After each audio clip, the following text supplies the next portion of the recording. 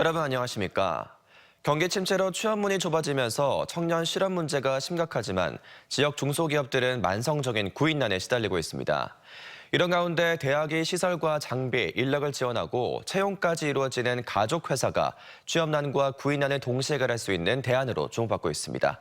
첫 소식 김진석 기자입니다. 빅데이터, AI를 활용한 융합 IT 기술로 정부 부처와 공공기관의 시스템 운영과 개발 사업을 하는 대전의 한 IT 서비스 회사. 인공지능 기반의 3D 데이터 구축 분야까지 사업 영역 확대로 인력 수요가 급증하면서 인재 확보에 어려움을 겪어왔습니다. 하지만 지역대학과 가족회사 협약을 통해 학생 인턴을 지원받아 자연스럽게 신규 인력을 확보할 수 있게 됐습니다. 이력서를 가지고 뽑는 거는 상당히 판단하기 어려운 게 많죠. 연계관계에서 가족회사라고 하는 것은 상당히 많은 도움이 되는 것 같습니다. 가족회사제는 대학이 재학생 인력과 보유한 연구 장비를 자원으로 창업기업과 현장 실습, 교과 운영까지 협업하는 산학협력의 새로운 모델입니다. 학생들 입장에선 공채의 문턱 없이 인턴 기간을 보내며 경험을 쌓고 회사 분위기까지 익힌 뒤 취업할 수 있어 만족도가 큽니다.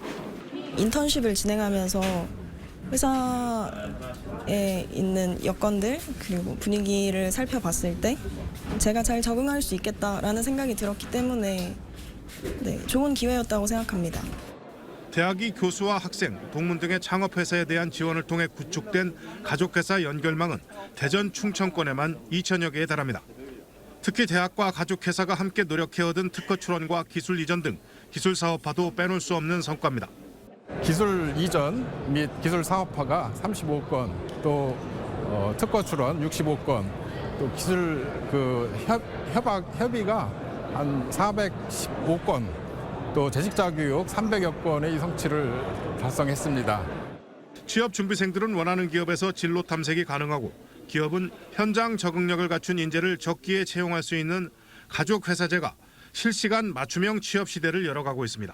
TJB 김진석입니다. 대전 유성갑과 대덕, 세종을이 국민의힘 경선 지역으로 확정됐습니다.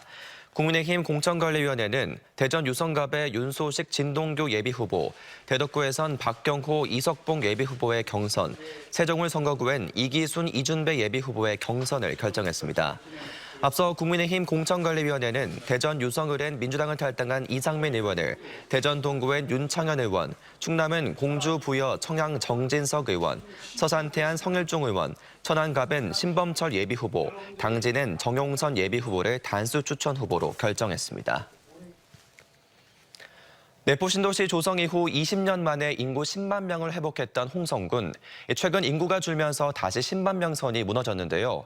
국가산업단지 유치와 내포신도시 공공기관 이전 등 호재를 바탕으로 올해를 10만 인구 회복의 원년으로 선포했습니다. 강재동 기자가 이용록 홍성군수를 만나 올 한해 군정 방향을 짚어봤습니다. 지난해 홍성군은 아픔과 환희가 교차했습니다.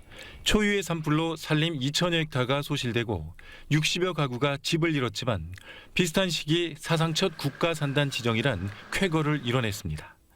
특히 국가산단 지정은 노령화가 심각한 홍성군을 변화시키는 계기가 될 전망입니다. 작년에는 홍성에서 국가산업단지가 유치돼 참 좋았는데요.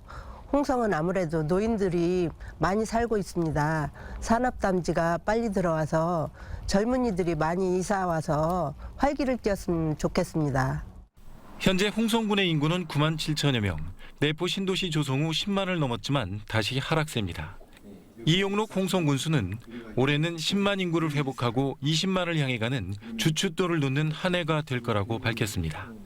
국가산단에서 2만 3천 명 고용과 7조 원의 생산 유발 효과를 기대하는 만큼 수소와 자동차 등 미래 산업을 육성해 젊은 층을 불러 모으겠다는 겁니다. 총선 뒤 예상되는 공공기관 2차 이전을 앞두고 40여 개 기관을 상대로 내포 신도시 유치 전에도 팔을 걷어붙였습니다. 국가산업단지 조성과 충남 혁신도시 공공기관 이전으로 인구 유입을 우리가 도모하고 스마트팜 단지 조성으로 청년 농업인을 육성해오고 있습니다. 조선시대 충남 경기까지 관할했던 홍주읍성 성곽 복원이 대부분 마무리되는 등 관광 분야에서도 큰 변화가 예상됩니다. 홍성 스카이타워, 해양 분수공원 등 남당항 중심의 관광 개발도 완공이 임박했습니다. 이와 함께 지난해 50만 명이 다녀간 바베큐 페스티벌을 더욱 확대해 전국적인 축제로 키울 계획입니다. 관광 산업과 문화 사업이 동반 성장할 수 있도록 노력을 할 것입니다. 앞으로 서해선 KTX 개통으로 홍성의 관광 산업은 한 단계 더욱더 성장해 나갈 것으로 판단됩니다. 다만 홍주읍성 내 자리한 KT 청사 이전이 미뤄지는 점, 또 최대 축산 도시지만 미래형 모델인 스마트 축산단지 선정에서 멀어진 점 등은 풀어야 할 과제로 꼽히고 있습니다. TJB 강진원입니다. 공사 중단으로 13년간 흉물로 방치됐던 천안 서북구 성정동 금광포란제 아파트 공사와 관련해 새로운 사업자가 입주자 293가구를 모집, 내년 상반기 준공할 계획입니다. 금강포란제는 최고 22층 아파트 6개 동 293가구 규모로 아파트를 짓기로 하고 2006년 12월 사업계획 승인을 받아 2007년 4월 착공했으나 골조 공사를 진행하던 중 업체 내부 사정으로 2010년 6월부터 공사가 중단됐습니다. 이 아파트는 일부 옥탑층을 제외하고 95%가량의 골조 공사가 진행됐던 상태로 이후 새 사업자가 공매로 토지와 건축물의 소유권과 사용권을 확보해 사업계획 변경 승인을 얻었으며 지난해 9월 공사를 재개했습니다. 설 연휴에 먹은 고열량 음식 때문에 체중 감량하려고 다이어트 결심하시는 분들 많으실 텐데요. 급하게 살을 빼려고 아침 식사를 거르면 변비를 유발할 수 있다고 합니다. 이 명절 기간 찐 살 효과적으로 빼는 방법, 이경은 개고나약 전문 기자가 자세히 알려드립니다.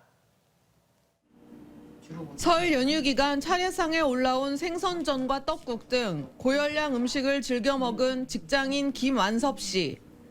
연휴가 끝난 뒤 체중이 3kg이나 늘어 걱정입니다. 설날 연휴 내내 차례 음식을 먹다 보니까 너무 살이 찐 것 같아서 체중을 재보니까 3kg나 쪘더라고요. 이거 어떻게 뺄까 걱정이에요. 명절 이후 불안한 체중 때문에 다이어트를 결심하는 분들이 많지만 무리한 다이어트는 금물입니다. 특히 체중 감량을 위해 아침을 굶는 경우가 많은데 아침 식사를 거르면 변비 등 장 건강을 해칠 수 있습니다. 아침을 안 먹으면 위와 대장에 반사가 일어나지 않아 배변이 제대로 되지 않기 때문입니다.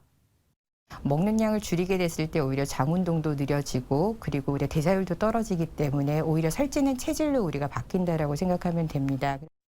이 같은 이유로 다이어트를 하더라도 생선과 두부, 채소 등 단백질과 섬유질이 풍부한 음식과 수분을 충분히 섭취하는 게 좋습니다.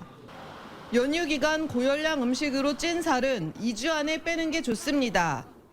짧은 시간 평소보다 많은 탄수화물을 섭취하면 남은 에너지가 글리코겐 형태로 흡수되는데 글리코겐이 체지방으로 바뀌는데 보름 정도 걸리기 때문입니다.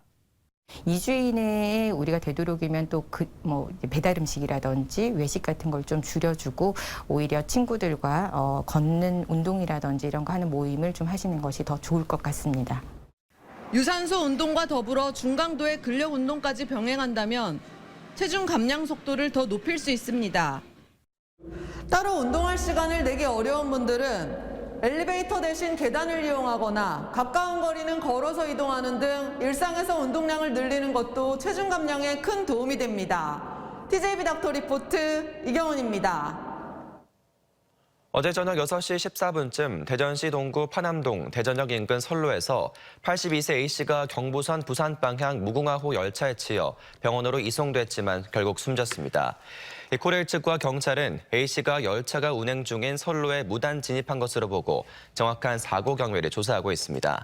한편 이 사고로 해당 열차가 40분, 후속 열차 2대가 10분에서 20분 지연됐습니다.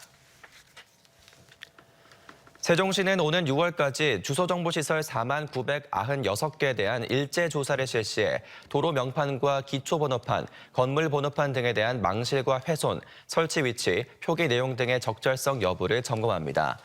이번 조사 결과를 토대로 세종시는 하반기에 주소정보시설 확충이 필요한 곳엔 신규 설치하고 훼손된 시설물에는 재설치를 하는 등 예산 범위 내에서 우선순위에 따라 유지 보수를 진행해 도시 미관을 개선하고 사용자 편의성을 향상시키기로 했습니다. 대전시 보건환경연구원은 새학기를 맞아 오는 23일까지 학교 등 단체 급식에 많이 사용되는 농산물에 대한 유해물질 검사를 실시합니다. 검사 대상은 쌀과 감자, 양파 등의 농산물로 잔류농약 423종과 납, 카드뮴 등 유해물질을 집중적으로 검사할 예정이며 허용 기준을 초과한 농산물에 대해서는 신속하게 회수 폐기될 수 있도록 식품의약품안전처와 생산 판매자, 관할 시군청에 행정조치를 요구할 방침입니다.